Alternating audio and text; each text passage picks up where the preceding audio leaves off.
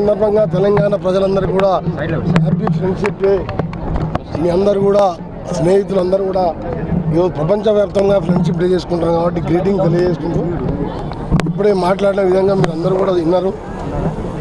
ఈ గ్రామంలో దాదాపు 16 కోట్లతోని ప్రభుత్వం వచ్చింది. మినిస్టర్ అయిన తర్వాత అభివృద్ధి కార్యక్రమాలు చేపట్టడం జరిగింది. అందులో భాగంగా 25 లక్షలతో గ్రామ పంచాయతీ బిల్డింగ్ ఈరోజు ఓపెన్ చేసుకున్నాం.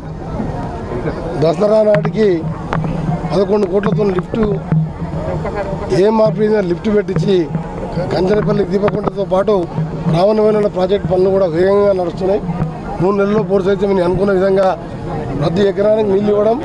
శ్రీశైలం సొరంగాన్ని 2028 నాడు ఆగస్టు లోపే సొరంగం పూర్తి చేసి ప్రపంచంలో ఎక్కడ లేని విధంగా 43 కిలోమీటర్ల సొరంగాన్ని రాజశేఖర రెడ్డి ముఖ్యమంత్రిగా ఉన్నప్పుడు నేను కొట్లాడి రావణవేల ప్రాజెక్టు 700 కోట్లు, అదొక 2000 కోట్లు.